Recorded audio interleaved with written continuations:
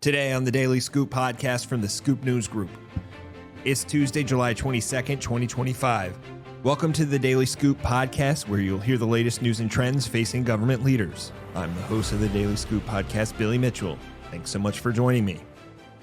Let's dive into the day's top headlines. The Department of Defense's number 2 IT official for the past 2 years is leaving the role, the department announced on Monday.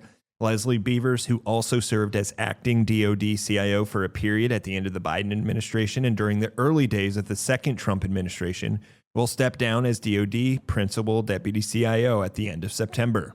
In a social media post, the DOD Office of the CIO congratulated Beavers, who announced Monday that she'll be stepping down from her position after more than 30 years of uniformed and civilian service. Beavers played a key role in the Office of the CIO's delivery of its Fulcrum IT strategy in 2024 with then CIO John Sherman. When Sherman stepped down from the CIO role at the end of June 2024, Beavers filled it temporarily until Katie Arrington was appointed to perform the duties of CIO in March. Since then, Beavers retained her deputy role, supporting new efforts under Arrington's leadership, like the Software Fast Track Initiative and, quote, blowing up the risk management framework.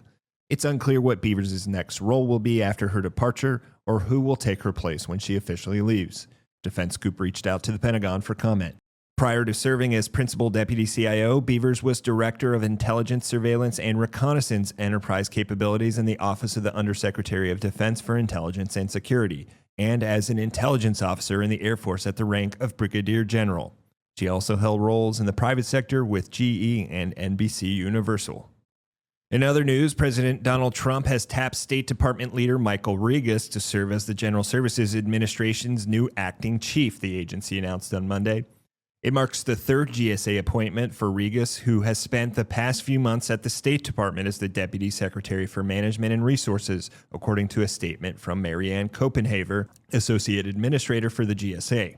Copenhaver wrote in a statement to FedScoop, quote, "We're thrilled to have his institutional knowledge, leadership, and decades of experience in the private and public sector. Under Mike's leadership, GSA will continue to deliver effective and efficient government services in real estate acquisition and technology," unquote. Stephen Ahikian, who has served since January as GSA's acting administrator, will continue his role as deputy administrator. Ahikian is a former Salesforce vice president and self-proclaimed serial entrepreneur. Rigas recently oversaw the latest round of layoffs at the State Department and previously directed the America First Policy Institute's Presidential Transition Project. He's also an alum of the Heritage Foundation, the right-wing think tank behind Project 2025. He also recently served as a senior advisor to the Trump-Vance 2025 transition, during which he oversaw the development of federal department and agency action plans and appointee training programs. He also held posts in Trump's first administration, including at the Office of Personnel Management, the Office of Management and Budget, where he served as acting federal chief information officer, and at the GSA. For more news at the intersection of the federal government and technology, make sure to visit fedscoop.com.